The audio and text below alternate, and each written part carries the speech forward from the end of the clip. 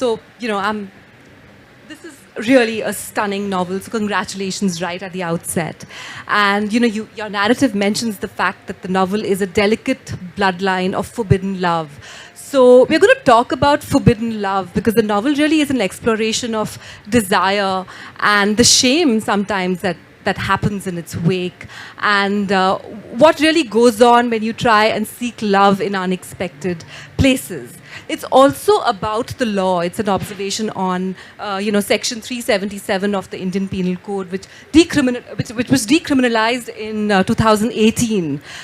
So homosexual love became acceptable in society legally in 2018. Before that, it was not. So we're going to touch upon these, thematic concerns. But before that, I wanted to ask you about, it's also a stylistically excellent novel, Deviance. I'm holding it here. And I wanted to talk about the fact that, each character has its own, each male protagonist has his own point of view. So, we have Vivan, whose voice notes are in the very intimate first person. You have Mambro, who, his chapters are in a difficult second person. And of course, Mambro's grand uncle is in the standard third. So tell me about these stylistic choices. I mean, why do you pick three divergent points of view, and what is it that you were hoping to achieve? Thank you. Thanks everyone for being here. I guess to answer your question, I'll just give a quick gist of Deviance to kind of set the scene. So it's the story of three gay men in India, all three generations of gay men, and they're in the same family, and they're related as uncles and nephews. And the oldest, Sukumar, we meet him when he is in his 20s in the 1970s.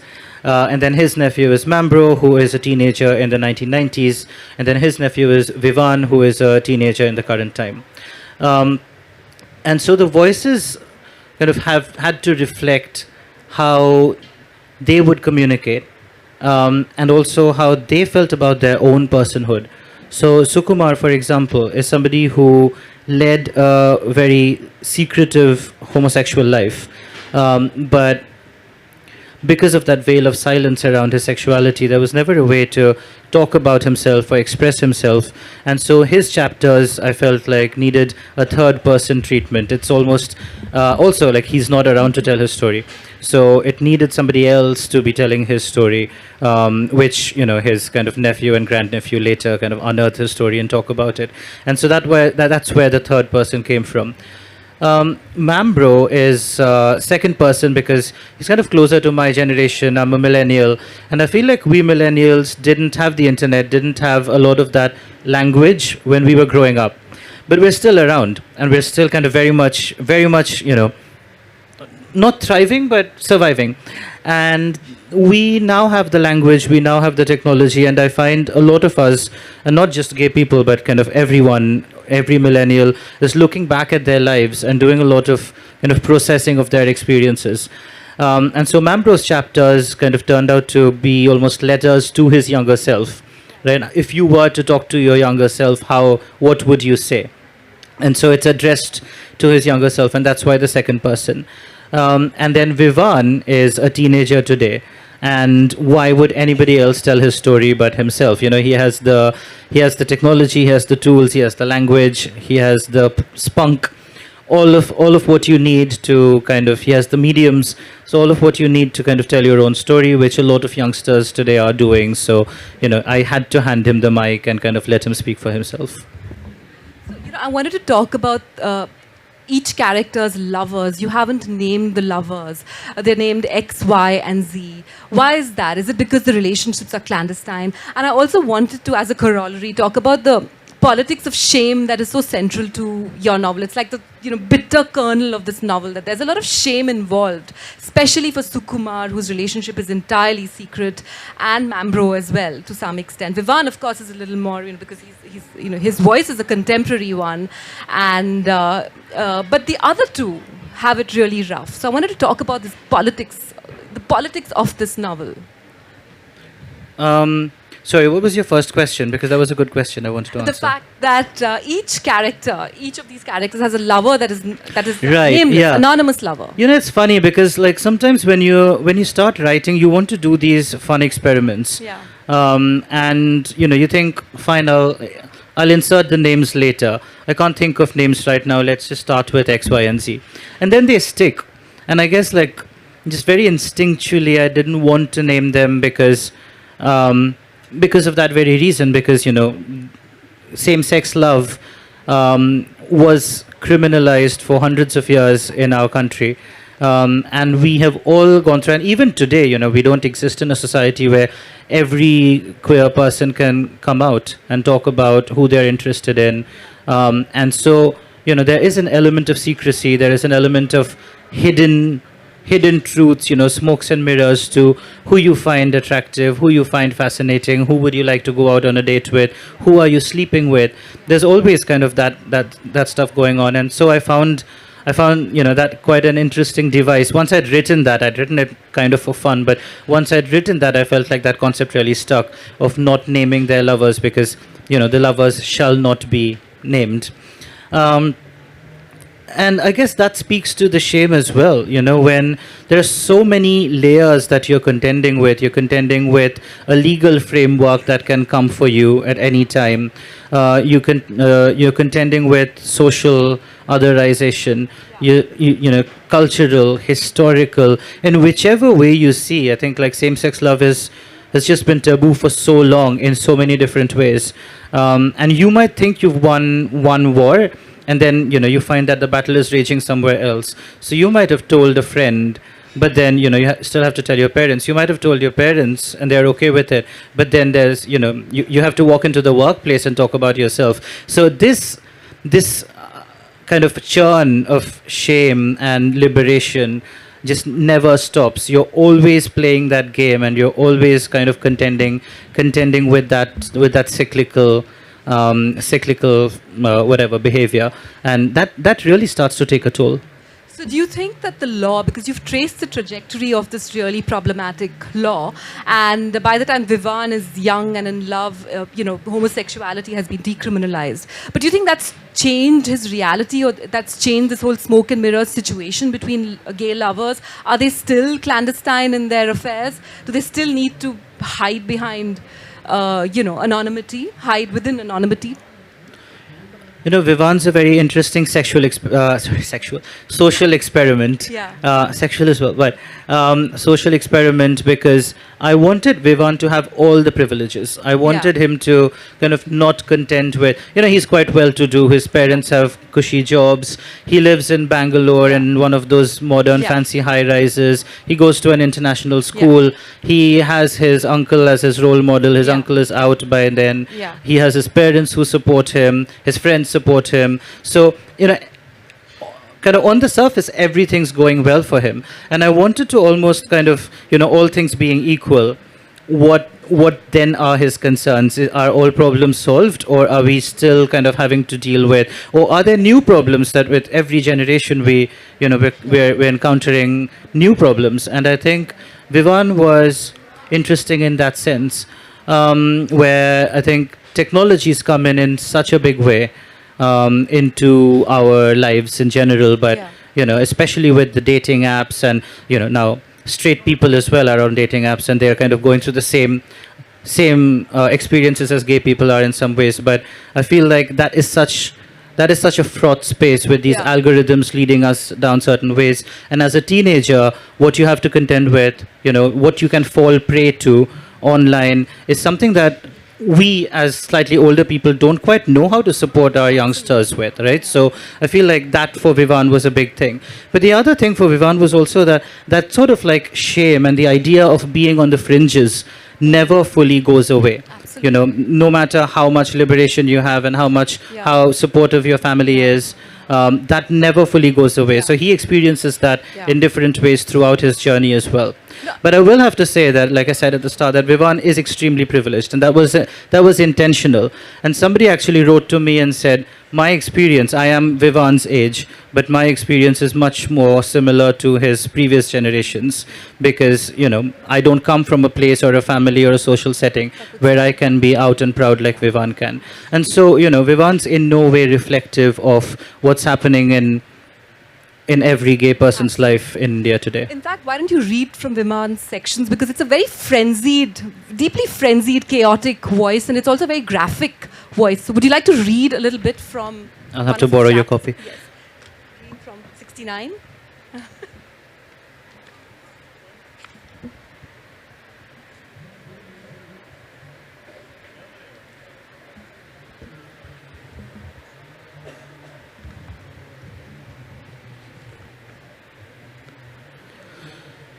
So this is Vivan's second chapter, and like I said, his chapters are almost kind of verbatim. He is recording voice notes, and he's just met somebody called Z, who he really likes.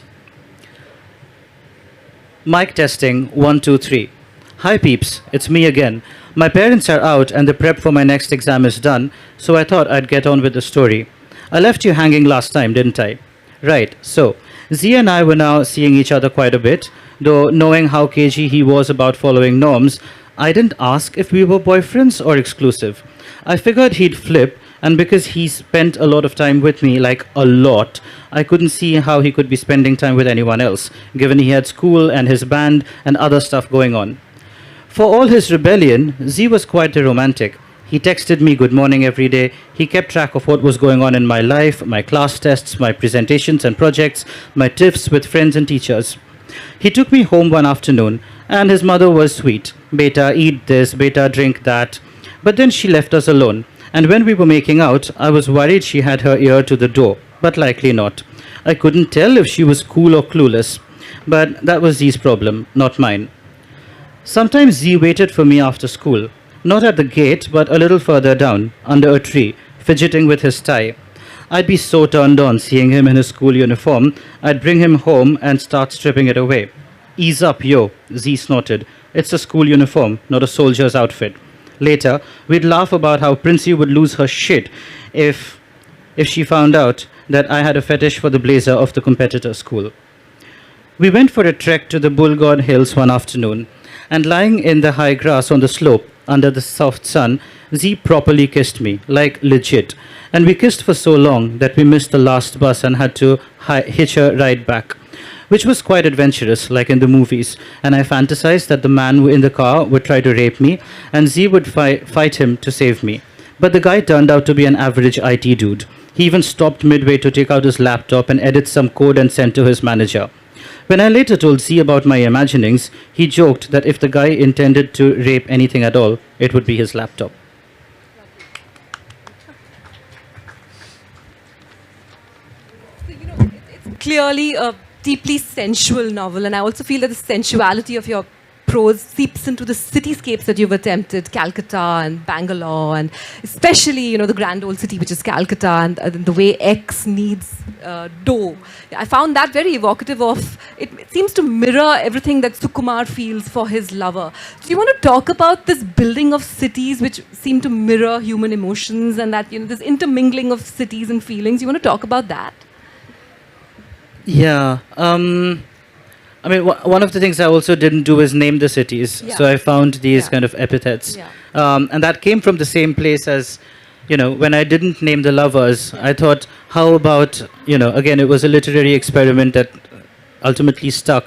But I thought, how about I don't name anyone except for these three men?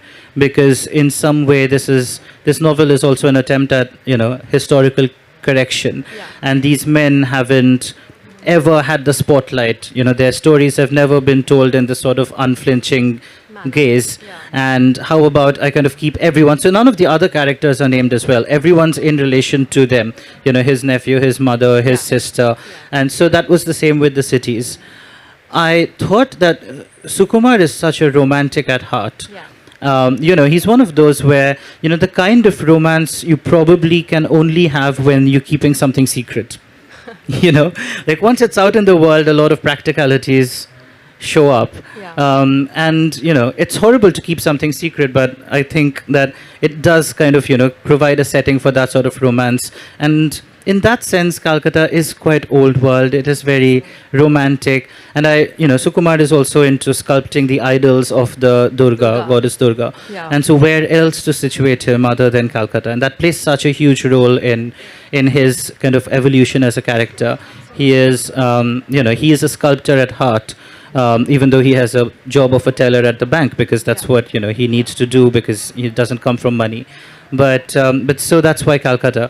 And with Vivan, I thought situating him in Bangalore, because he's so driven by technology, and I felt like that's where the latest tech is coming from. That's where the hub is, and so that's why Bangalore.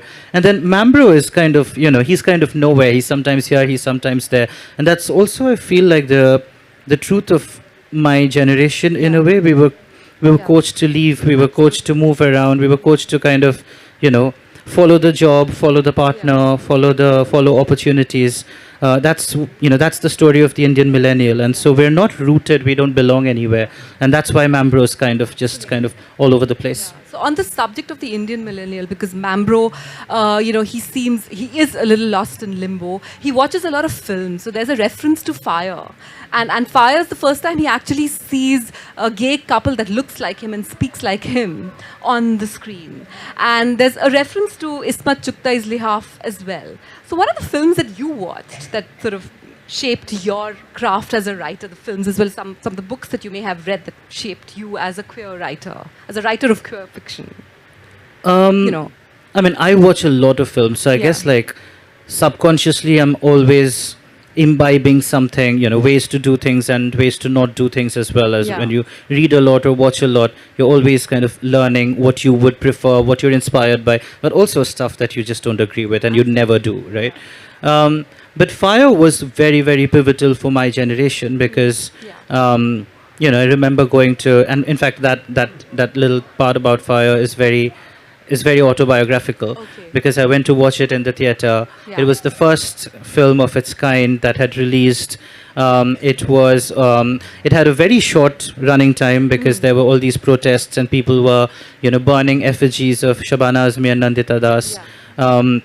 And I remember kind of bunking school to go watch Fire, because I was like, I don't know whether this is going to run even on the weekend, let me go watch it while it's still in the theaters. So the experience of watching that was so pivotal, and I think it was, it just opened up a world. I'd watched some queer cinema by then on Star Movies, trying to watch like Philadelphia and so on. But I guess Fire, like you said, is really about, people like us, people who eat our food and speak our language and live in homes like we do, and seeing love, same-sex love blossom in that environment. But also the opposition and the invective that they are subjected to is also the language that we grew up with for gay people. So seeing an American say something about gay people is not the same as seeing an Indian say something about, because you recognize the blessings, but you also recognize the cuss words, and so it felt very close to home. And Fire, I read later, was inspired by Ismat Chughai's short story. Lihaf, which came out in 1942. And for the longest time, it remained the only piece of queer literature in India, until I guess we started writing again in maybe the 2000s, or so that silence in decades has meant a lot for us. Absolutely. As in the queer community, both on screen and on the page. That's interesting. She was hauled up for obscenity for Lihaf, together with Sadat Hassan Manto, with whom she shared a very special friendship. It was a platonic friendship with both. There's actually a case on the files that says The Crown versus Ismat Chughai. Yes. I wanted to talk about this other gay novel that I read recently called The Safe Keep, which again is a really, it's about the Second World War told through this deeply intimate relationship that builds between two women. And the sex in it is graphic. It's astonishingly unabashed, unembarrassed, and it's very graphic. While your novel, I notice, is extremely restrained when it comes to physical intimacy, except for Vivan, who's a little, he's a little open about his descriptions are a little more graphic. But the other two are extremely restrained. Why is that? Is that an aesthetic choice, or is it just something that you were attempting to do? And again, is it because both these characters are so ashamed of their relationships that they prefer not to describe them? Yeah, I think their relationships to sex and their own bodies and desire, again, mirror the generations that they are from. Yeah. Sukumar's is almost kind of, is not descriptive because he's so starry-eyed about this man. And like I said, there is a certain degree of romanticism that secrecy affords. And, you think about sex as intimacy, which I think, in any case, that generation I felt was, was coached into thinking about sex as a vehicle to intimacy instead of just, expressing your physical desires. So it is representative of the generation, but also about, how he feels about the man. Mambro for him, because he's growing up in this world where Section 377 has almost made a comeback, right? Sukumar's world, Section 377 is on the books, it's in the Indian Penal Code, but it is not really being talked about or used. What happens with us millennials is two things. One is that the movement to repeal Section 377 becomes quite loud. There are now activists that we know about. There are, pride marches that are being held in contravention of the law in cities and so on. So that's happening. But on the other hand, the internet has come into force in a big way. And it becomes so much easier to out people, right? So there's the 2000s was littered with cases of people being recorded secretly in hotels or by their flatmates or whatever. And then, their video goes up on YouTube and it's terrifying to think that was happening then. And I felt like for Mambro, his relationship with sex was always about power. It was, and so it's always described in that sort of, who has control. And he's always trying to play that power game because he was, he's been severely bullied in his college days. And so he's always trying to get that power back from his bullies. And so sex becomes a conduit for him to do that. And with Vivan, I felt like his were quite graphic, except that he was having a lot of his encounters were online, so it wasn't body to body; it was with a screen, which was weird to write. Yeah.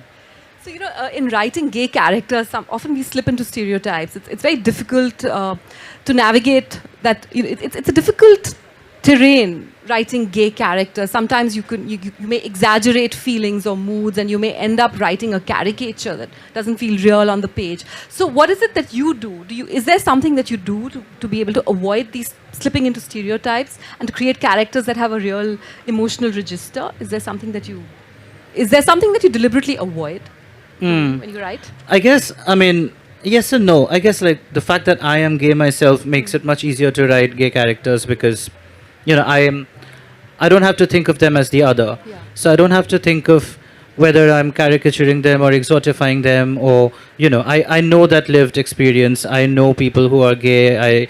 I've had a life of kind of 4 decades now to draw from. Right. So there's that comfort and that confidence that comes with lived experience. But once I have written them, I do look out for ways in which this could be done in new ways, if that makes sense. Yeah. Because there are all these stereotypes out there. And while I'm not out to break them, as a creative person, and that's actually not so much coming from my queer identity, it's coming more as me as a creative. Yes. As a creative person, at the level of language, at the level of story, at the level of plot line, is there stuff I can do that is new, that hasn't been said before? That could be them, being at a party. That could be the description of the sky and the river.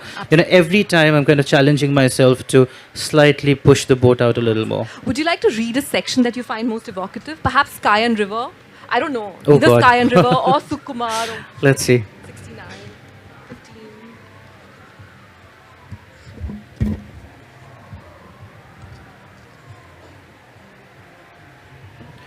So I'll read this part from Mambro's section. It is almost the new millennium. You are a new adult, and you and Y have been together 4 years.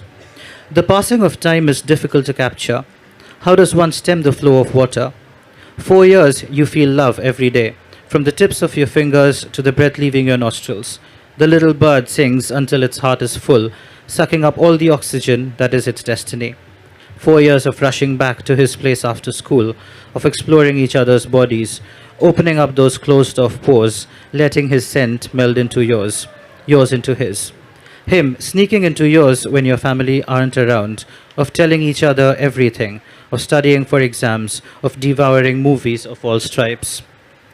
4 years of observing how his body moves in quick jerks when he's excited, of him flattening his hair down on his forehead when he's nervous, of finding the tiny brown fleck in his left eye, or was it the right, and checking every few months to see if it's grown. 4 years of watching him sit cross-legged like a yogi, his left foot free, of getting into the habit of fondling his big toe, then sucking it, as his favorite MLTR croons from his mixtape. 4 years of letting him inside you, the first time in the shower, knowing he hasn't done it before, he doesn't know how it's done, but trusting him to not hurt you. On one of those afternoons, he runs his finger down the length of your neck, from your jaw to your shoulder, and says in his casual fact-stating way, "You have a lovely neck, you know." You joke. It's such a weird compliment.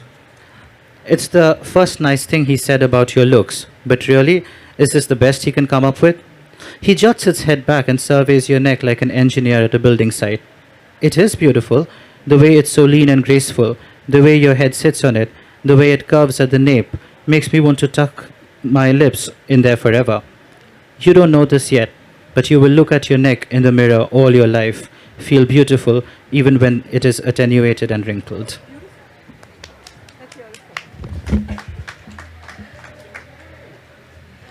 There's a line in your novel which proclaims that all love is an act of resistance. So is this novel an act of resistance? Is all writing then an act of resistance? What is the... Yeah. I mean, in the Indian context, all love is an act of resistance. Yeah. Same-sex love, yes, but intercaste love, interreligious love, even when all boxes are ticked, Yeah. I feel like there's still something about an Indian person, a young Indian person, going up to their parents and saying, "I'm in love. I'm seeing this person," because there are all these other questions that come up, and very soon you have to start defining. So what? Are you serious? Are you going to get married? When is the wedding? Who should we call? How far have you gone? Have you been on holidays together? Even the most liberal parents will ask you all sorts of questions about who and how you love and how you choose to conduct it. And so there's always that kind of aspect of hiding details. So yeah, in the Indian context, love is an act of resistance. A union of two people is an act of resistance because we think of the union of two people as as if it was two kingdoms getting married. We're still kind of very much in the era of Mughals and Rajputs in that sense. Is writing an act of resistance? I don't know. I feel like for me it's not. For me it's something that just comes from a very interior place. And maybe that is an act of resistance in its own way, where I am deaf to what the world wants to hear from me, or how the world wants me to behave. So it's kind of the purest form of me on the page. So is it an exploration of interiority? Are you attempting to put on the page what you may not be able to articulate to someone else? Yeah, for sure. But I also think writing is also so much about clarifying your own thoughts. Yeah. Because we live in very confusing times, and the act of writing, the act of following a character, the act of building that world, all of that I think really adds to your own clarification of where you stand in the world that you live in. What is your moral stance? What are your values? Where do you want to take this character? What is good versus what is bad? And realizing there isn't a good or bad. There are no heroes and villains, especially in fiction. That really helps. Yeah. That really helps to kind of bring that out. That everyone's a shade of grey. Is there a book that you've returned to compulsively as a book that you really admire, a book whose sentences resonate with you as absolutely beautiful, and a book that's inspired you to become a writer? There are many, and for that reason, it's really difficult to name one. And I'm also really bad at kind of coming up with names of books and films, even though I watch so many of them, or maybe for that reason. But one of the books that I feel was very pivotal for me was Mohsin Hamid's The Reluctant Fundamentalist. Yeah.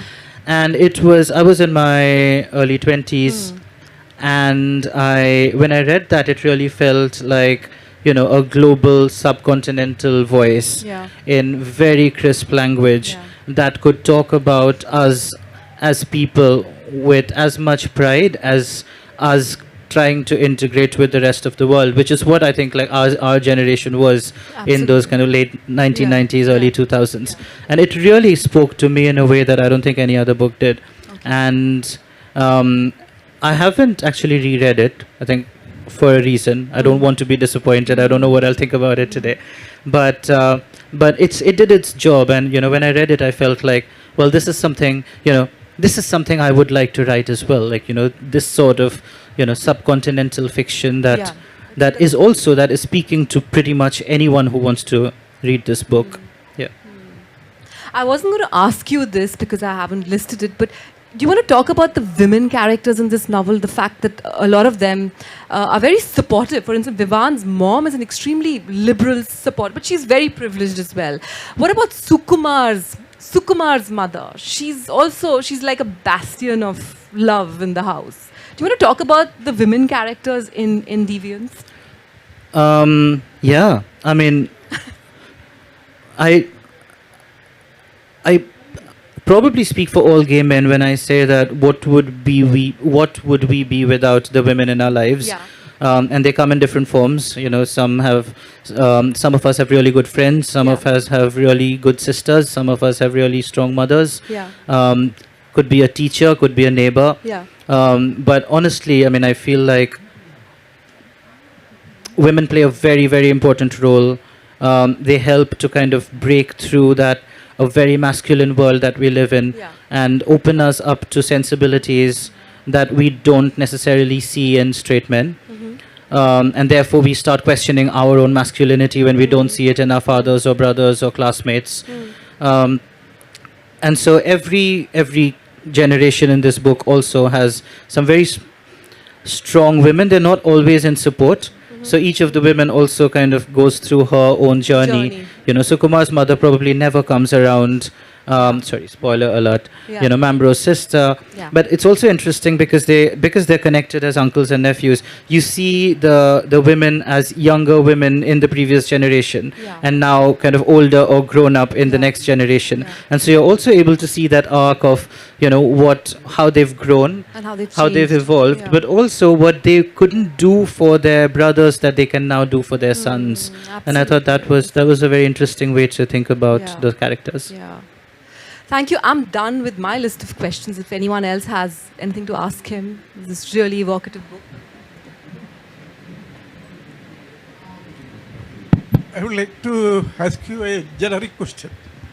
What about whether the fluidity, gender fluidity would lead it to create fluidity in creativity? For example, I am reminiscent of Alan Turing, the daddy of artificial intelligence. He was a gay person, he was jailed and he was castrated even in the 1950s Britain. My question is whether this kind of gender kaleidoscopic fluidity leads to a fluidity in creativity. That's such a good question. I think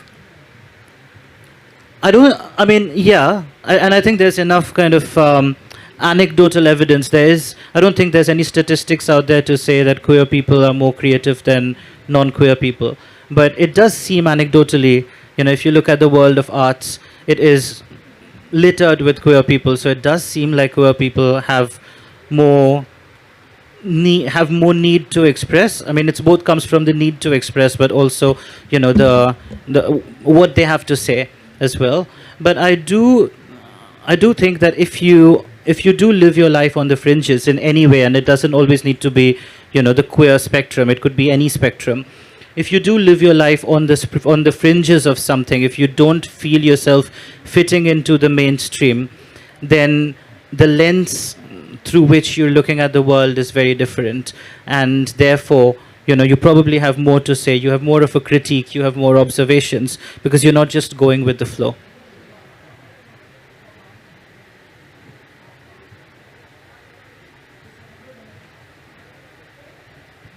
First of all, what a wonderful novel. I mean, it's one of the best that I read this year. I thought one interesting character that probably has not come up in this discussion is Sukumar's wife, and how that marriage unravels once he, finds out that she has her problems. The other discussion that I thought was interesting throughout the novel is concerns about health. So there is Sukumar. I mean, it's hinted that he may have had HIV, but he never had the opportunity of going out. And mental health is never an issue that is addressed till you reach Vivan. And he, of course, has the privilege of having a very loving and supporting family that can take. So if you could probably, Sukumar's wife as a character, I thought was very, very interesting, and the equation between Sukumar and Sukumar's wife. So, Sukumar is definitely a victim of society, but what he does to the wife and how he reacts, I don't know, maybe it is the grey side of the character, but if you could tell me a little more about... Yeah. And I think that is the unfortunate reality of living in a world that forces you into heterosexual unions. A lot of gay men, even to this date, will get married and then, end up not being fair to the woman they've married. And Sukumar ends up in that, that sort of a situation. I feel like I really had to think a lot about, how I wanted to come to that relationship. And it's a strange one because it's not, he doesn't do it. He actually holds out for a very long time. He's not somebody who gets married at 25 because all his friends are getting married. He actually does have in his relationship with the man, sorry, I realize I'm giving out a lot of the story, but he does have faith in that relationship playing out, which does not, unfortunately. And he actually holds out until his 40s. So by the time he gets married, he's not getting married because that's the thing to do or because, it's social pressure. He really does believe that that is what will save him at that point. Because, he's tried everything else. He's fallen in love with a man. He's done all these things for that man, but it doesn't, it hasn't really paid off. And now he's in his 40s and he starts, this kind of like, he's dimming away. And he feels like maybe it's time to get on that bandwagon that seems to have served everyone well. So in some way, his motivation is not as devious. It's almost, his motivations were true. But then the way he deals with that marriage is obviously he's not something he'd be proud of. But I wanted to be very, very sensitive to both parties. And, in that sort of a situation, there's no, when you look at cases filed for divorce, it's very easy to make the gay man the villain. And I wanted to understand whether both of them were struggling and suffering as part of being forced into a union that both of them didn't want to be in. So that was kind of where that was kind of my brief to myself while I was writing that relationship. And to your question about health, you're absolutely right. I mean, the stats around HIV started existing in India much later, whereas we had the AIDS pandemic in the 1980s. A lot of that narrative is so Western and also so white, but there were other continents that must have also been severely impacted. Africa, in South Asia, the continent. Why not? So I wanted to talk about that, but not in a way where I name the virus or I wanted to talk about that as a possibility.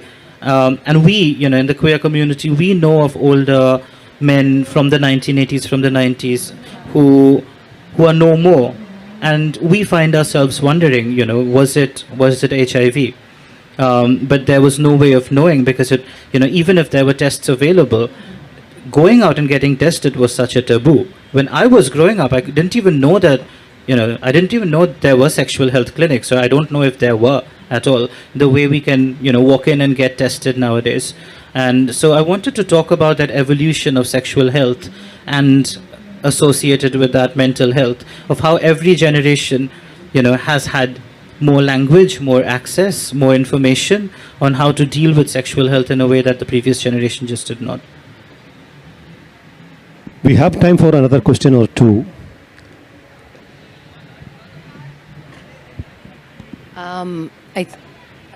I think my question is just like from one writer to another.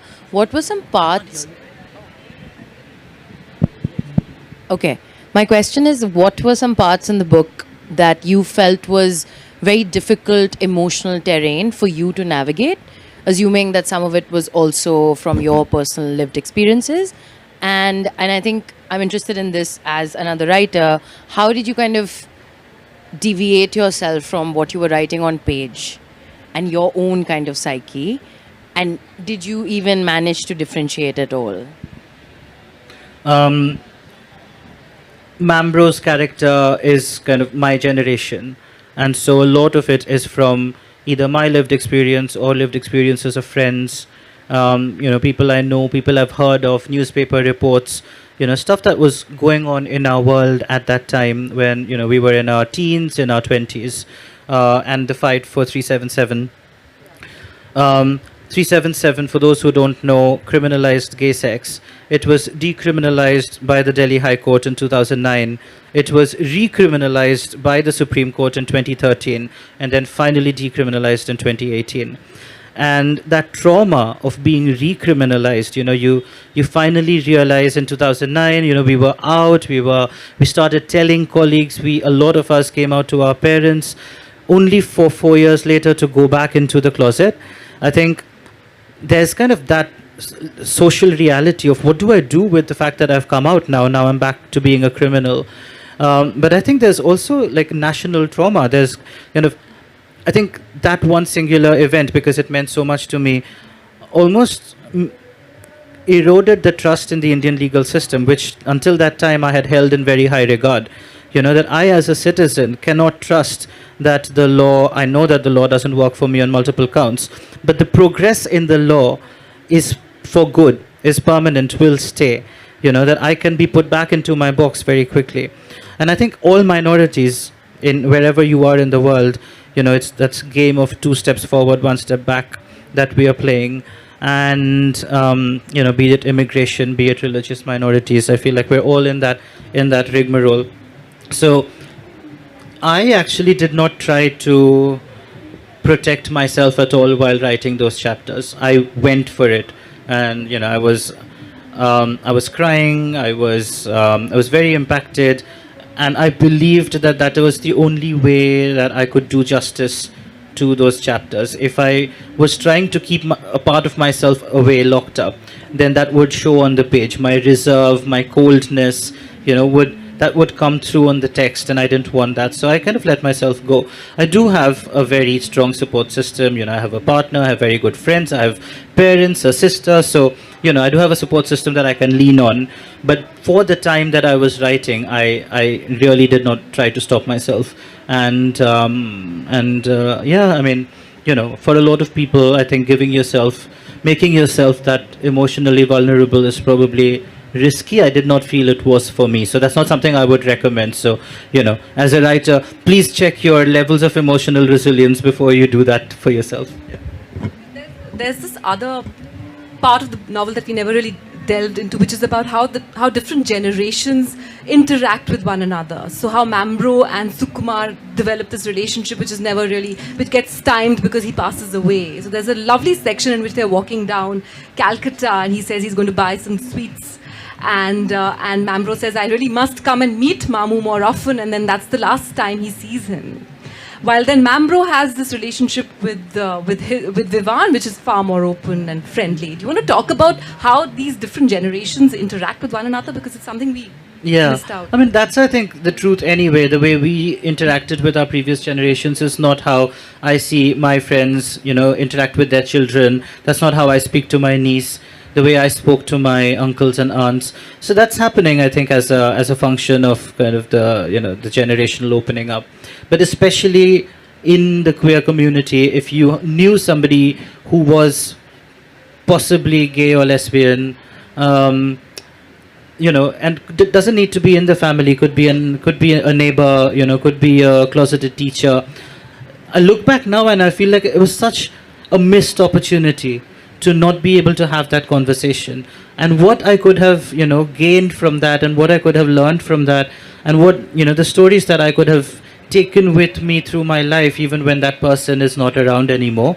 And I have a lot of yearning for that sort of, you know, conversations that we didn't get to have because of all the social rules that we were bound by in our interactions with, you know, our elders.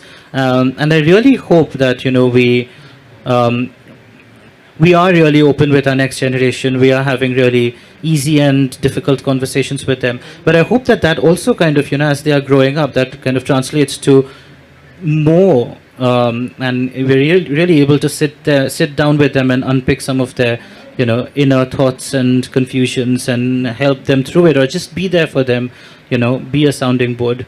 Yeah, and that's kind of what I wanted to show with Mambro and Vivan. Hi, I have a question. So I found it really interesting, the part where you mentioned Vivan was in the cab with his partner, and he had hoped that the IT professional who was the driver would rape him so that he would be saved by his partner, right? So in that part, given how privileged Vivan is, he still battles and has to break those shackles of shame every single day, right? So do you think that thought was desperation disguised as desire?